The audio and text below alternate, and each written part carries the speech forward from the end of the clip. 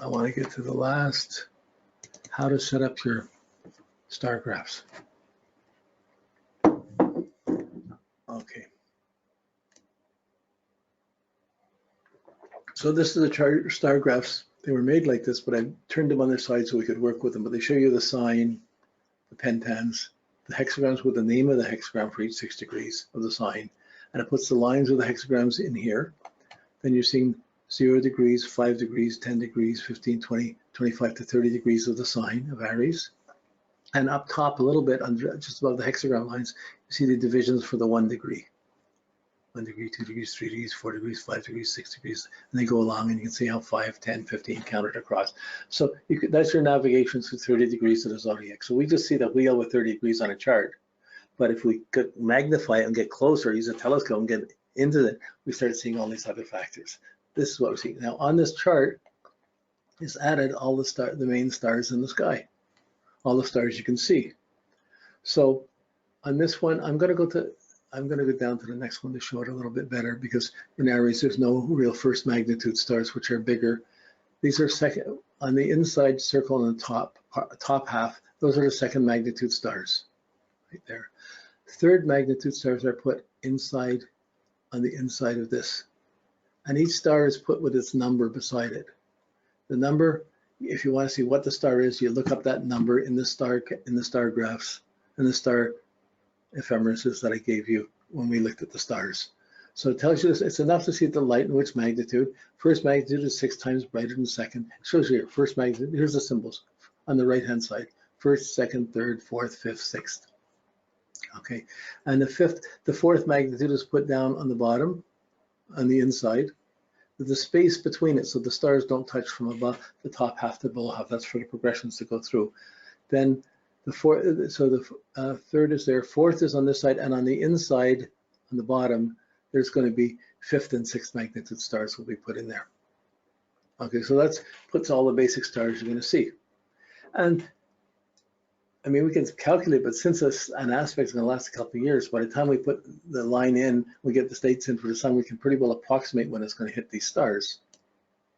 Okay, so now this is when you first see it, your wheels you're going to have like this. They're going to have they'll be on the side. You have the times they have the things, have the stars in it.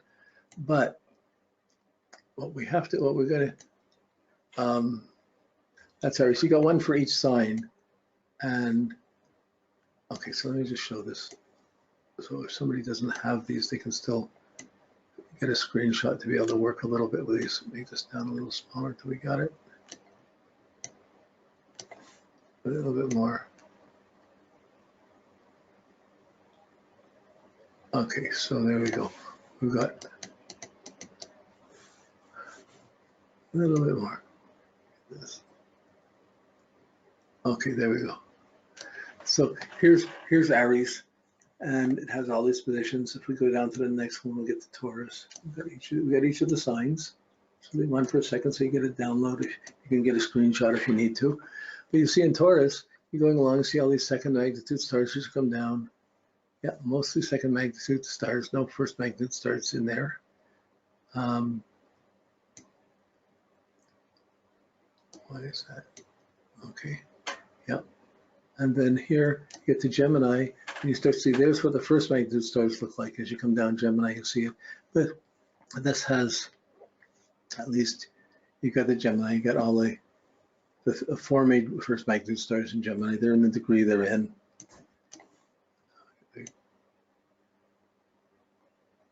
Cancer. And again, there's 4 first magnitude stars in Cancer. So there's different varieties of sizes and shapes and distances of stars, and they're just put in their degrees. So as your sun comes by this, it's going to be spending two years in conjunction with a star.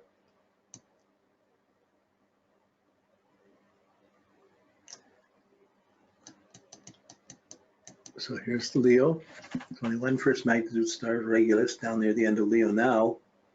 This was done for 1950. Now that progressed star, these move. These sheets move. So there's one done.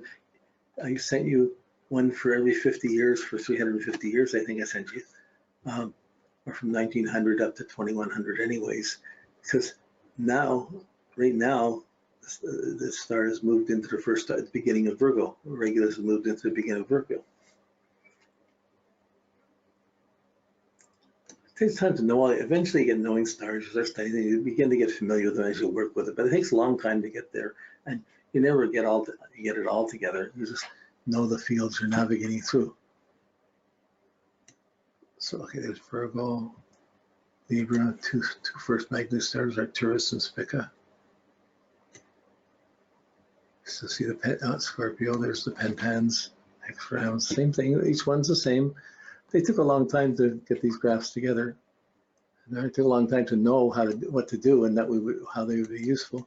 Okay, here's Sagittarius, one first magnitude, Antares.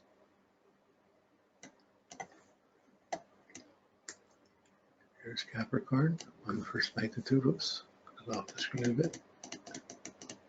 There we go. There's Capricorn. Here's Aquarius. And in the middle of fixed signs, there's an overlap of hexagrams, or there's 6 lines become neutral, and they're faded in the background here. So then we get to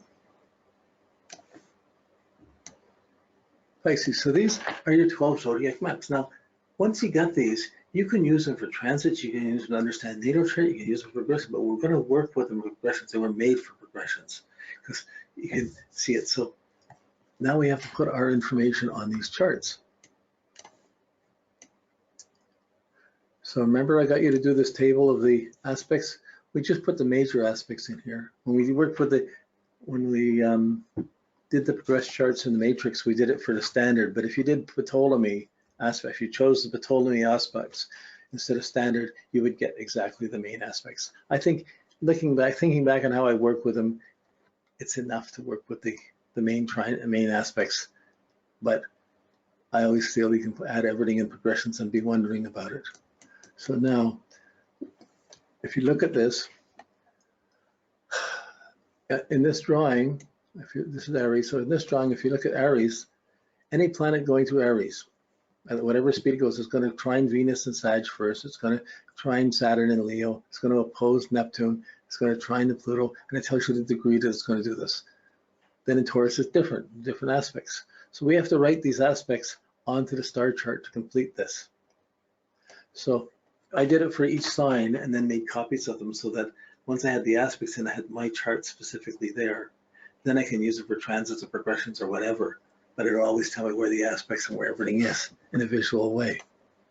So here, you'll see right at the beginning, I draw a line from the degree it's in, up at the top left here, up to purple. The degree it's in, I draw the line right to here. I put the Venus symbol just before the dotted line, and I put the aspect symbol just below it. Now there's a bunch of aspects here. I have Mars 135 there, and have a nodal 72-degree aspect. I put the minor aspects in it too, so this got kind of crowded, and I had to put one aspect in the middle. Normally, I don't like to have any aspects in the middle because we're going to end up putting a line down the middle for the planet or for the planets that's progressing, and so we want to be able to see it without wiping out or coloring over the line. So normally, I put the aspect. What the aspect is here, and what this planet it's aspecting is there. So just what we did. If you just did the trine, and then there's the trine to Saturn, and there's the trine to Pluto, there's the opposition to Neptune, the trine to Pluto, that would be enough to put on the graph, unless you specifically wanted to have the other things on it. But you put one line there, so you put the planet and then the aspect, and you draw another little thin black line out to the other. So the line for the aspects is just between the purple line here and the dotted lines here, just on the right-hand side. What this means is it will allow you to put the dates and the information on the right-hand side, but it organizes everything on the left-hand side. So by getting all the aspects in, and then I also drew a line to draw in the houses. When a house cluster came, I would draw a line right across, like house 9 here. So I set that up you take each one and you put your aspects on it. You take the few hours it takes to spend an evening to do this, and once you got the aspects in, you don't have any more calculations to do. You get the prinouts of times, you write the times on, you got everything there, you read it, and you can put your events in, and you're really set up to study this well. Okay, so there's S9, you get the Taurus. I had to put the different aspects as they came in, opposed Jupiter, then Triangle the ascendant. Then it just, you went through all of these things, put the house, because there's the house 10 there. And just, it's just putting the aspects in. A few times when there's a star there, like at the top here, where's Jupiter opposed to Jupiter, there's a star there. So I didn't want to put the symbol on top of the star. So I put the symbol a little lower in the place I don't really want to have it, but it was too small because there's another aspect there. It was too cramped up. So I just made it a little bit, made the exception. But generally, you see the aspects, when they pile up, you'll see you have to be a little creative with it. But always there's a line going from the degree at the purple point, the purple line on the left, to the broken purple line on the right. There's the line with the planet and the aspect line with it. And there'll be stars that you're making aspects to that are conjunct that place that are making those same aspects. Okay, so I had to go through this. I did it for each of my planets. I drew the lines in, I drew the lines in, I put the planets in. You can also get this off if you took the moon, or you took any transit or progressed printout of the sun going through a sign or the moon going through a sign, it will have the aspects. You just have it tells you when the aspects in the right sequence, and you just write them in. You can do it from there too. So I did the same thing, put the house in, put it in for Cancer, for Leo. It starts getting looking more, once you get the aspects in, this starts being it looks kind of cluttered, but there's a lot of information in each degree of your zodiac. So there's 360 degrees of education in the university of life of the 360 degrees of the zodiac. You're always absorbing information from each degree. Each planet's tuning in and experiencing that degree. It's growing in that way. Your experience, how much of it do you tune into? How much of it can be conscious of? Whoa, that's a whole nother issue. As soon as you know it, you want, hey, I'm going through this. Nobody else, if someone else hasn't studied it, you can't talk about it. I love teaching this class because it gives me a chance to talk about these things and further elaborate them, because it's only with educated people who learn these things that I can talk about this. And it's a great freedom and a great privilege to be able to talk to you like this. And I still work with it. It's still filled with wonder. It still looks like, oh, it's too much. But when you go to focus at one planet or one degree, suddenly you can begin to get more information, and it's organized in a way that makes sense. It's not overwhelming, massive data. It's layers of data put in so you can see how they are there. So I did it for each of my signs, for Scorpio, through Sag, through Capricorn, Aquarius, and Pisces. Okay, so that's your prep work to get ready for using these charts. Taking the aspects and writing them on the chart. You can work without it and have them just use a printout for the aspects if you want, but really it's better if they're all together on the one chart.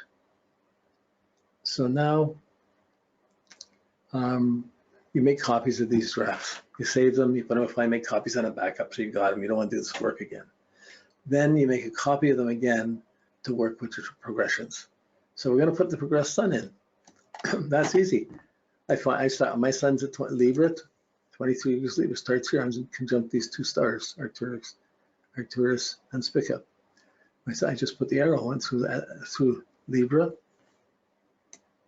goes through Scorpio, goes through Sag, Capricorn. I didn't put it into Aquarius when I did this. So this arrow I just put down, that's the progressed sun. Okay, I didn't put any dates. This is all gathering information. Then with the printouts, you got the dates. Year, month, day. Here, let's blow this up a little bit bigger.